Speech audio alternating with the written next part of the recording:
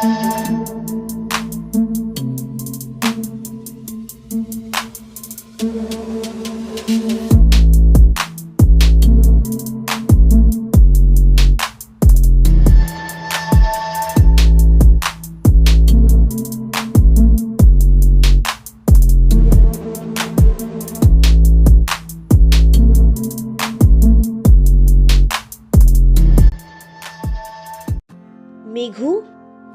মেঘু, ওঠ মা, বেলা হয়েছে তো অনেক।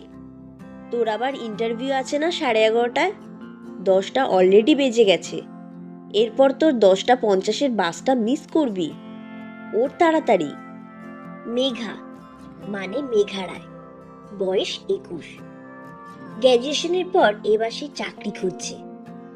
বয়স 21 হলেও তার বুদ্ধি বয়সের তুলনায় একটু বেশিই বলা যায়।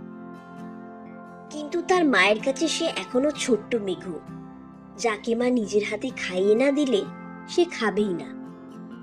মেঘা ছোটবেলা থেকেই খুব চঞ্চল প্রকৃতির একটা মেয়ে, যে খুব কথা বলতে ভালোবাসে।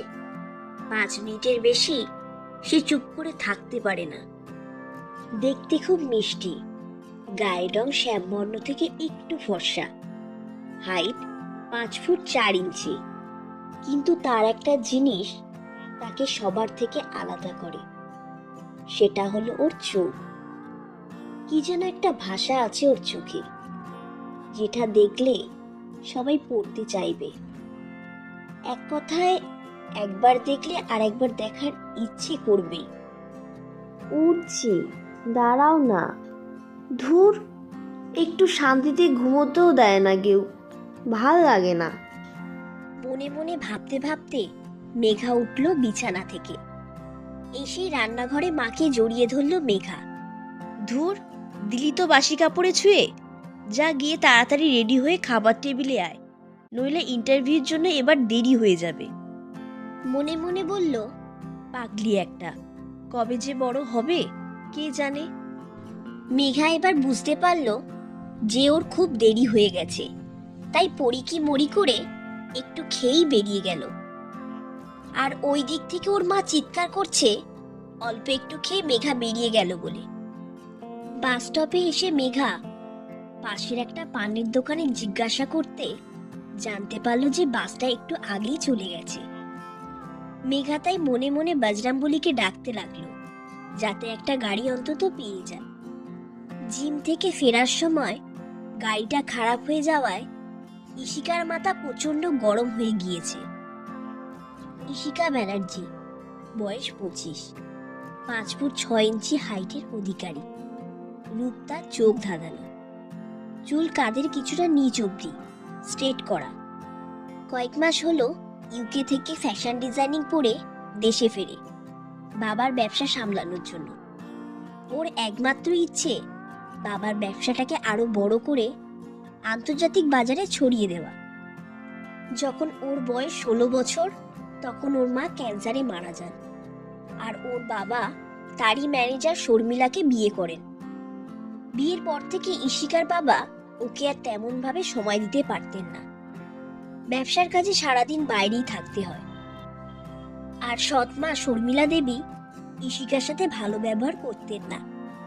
ইশিকা দেবীর একটা মেয়ে হয়, যার নাম ঋষিকা। ঋষিকাও তার সৎ দিদি ইশিকাকে সহ্য করতে পারে না। ইশিকা রোদে দাঁড়াতে পারবে না বলে ওর ড্রাইভার পাশের একটা চায়ের দোকানে ওকে বসতে বলে নিজে গাড়ি ঠিক করার জন্য মেকানিক খুঁজতে গেল। মেঘা একটা সাদা গাড়ি দেখে ভাবলো সেটা ভাড়া নিয়ে ইন্টারভিউর জন্য যাবে। এই ভেবে ও গাড়িটার সামনে গিয়ে ড্রাইভারকে ডাকতে থাকলো। ইশিকা ওর গাড়ির সামনে একটা মেয়েকে দাঁড়িয়ে থাকতে দেখে তার কাছে এগিয়ে গেল। পেছন থেকে মেঘাকে ডাকতেই মেঘা ইশিকার দিকে ফিরে বলল, দেখুন, গাড়িটা আগে আমি দেখেছি, তাই আমি যাব এই গাড়িতে। আর আপনার যদি তাড়া থাকে আপনি অন্য গাড়ি ধরে নিন। আমি আবার এসব গাড়ি টাড়ি শেয়ার করতে পারবো না। ইশিকার আগেই মাথা গরম ছিল দেরি হয়ে যাওয়াতে, তার উপর এইসব শুনে ও আরো রেগে মেঘাকে বলল, আপনি কি পাগল না অন্য কিছু? কী সব বলে যাচ্ছেন ভাড়া শেয়ার? আর শুনুন, এই গাড়িটা কোনো ভাড়া টাড়া যাবে না, আপনি অন্য কোনো গাড়ি খুঁজুন।